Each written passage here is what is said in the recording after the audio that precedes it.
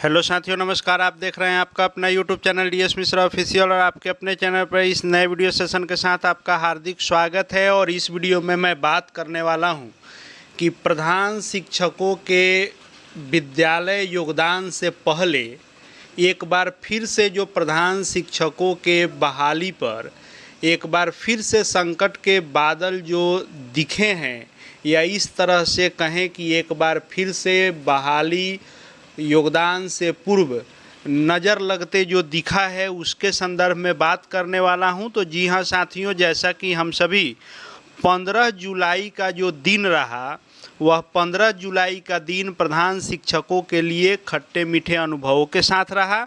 जहां एक तरफ 15 जुलाई को आपको सुबह में यह अच्छी खबर देखने को मिली कि जो केस अब तक डिले किया था 66/14/2025, उस केस को माननीय न्यायालय ने डिस्पोज कर दिया। वह केस खत्म हो गया, जिससे लोगों को राहत मिली और मन ही मन लोग खुश हुए कि अब यह झंझट ही खत्म हो गया। फिर शाम होते होते योगदान को लेकर के जो दिशा निर्देश आया, उससे फिर लोगों को खुशी मिली कि 21 जुलाई से 26 जुलाई तक योगदान कर लेना है।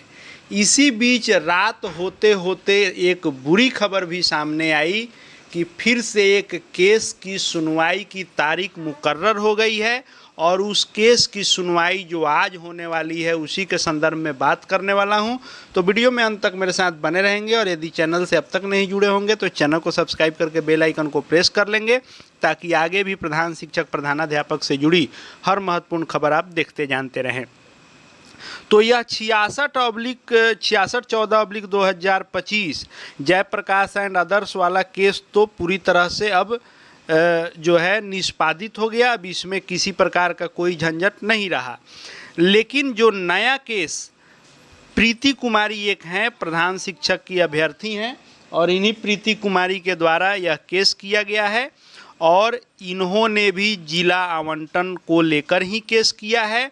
और इनके केस की सुनवाई आज 16 जुलाई को फिर से उन्हीं माननीय न्यायाधीश जस्टिस नानी टेगिया के बेंच में सुनवाई होनी है। पता नहीं, जब शिक्षा विभाग के सर्विस मैटर का केस 2023 के बाद उक्त न्यायाधीश महोदय को सुनना नहीं रहता है, तो कैसे माननीय के बेंच में यह लिस्टेड होता है। यह तो जो लोग इसके वकील होंगे उन लोगों की यह समझ की बात होगी।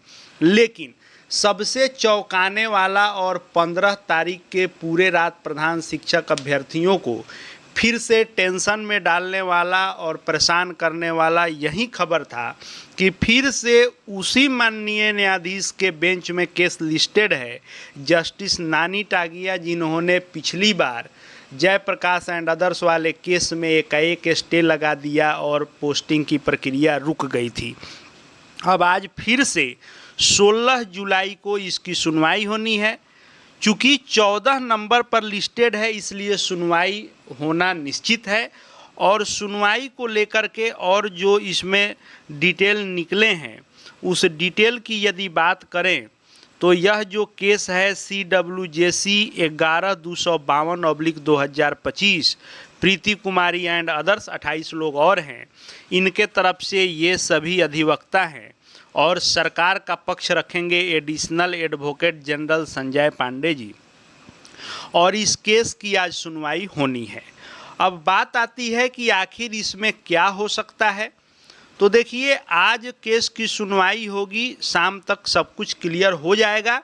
लेकिन जो संभावनाएं बन रही है उस अनुसार यदि आप देखें तो विशेष कुछ अंतर नहीं होना चाहिए। हालांकि क्योंकि जिस माननीय न्यायाधीश ने पिछली बार की प्रक्रिया को गलत ठहराते हुए और इन्होंने स्टे लगाया था, और सरकार ने उस प्रक्रिया को बदलकर मेरिट कम चॉइस के आधार पर फिर से जिला आवंटन किया, और विद्यालय आवंटन भी हो चुका है, विद्यालय योगदान का सब कुछ क्लियर है।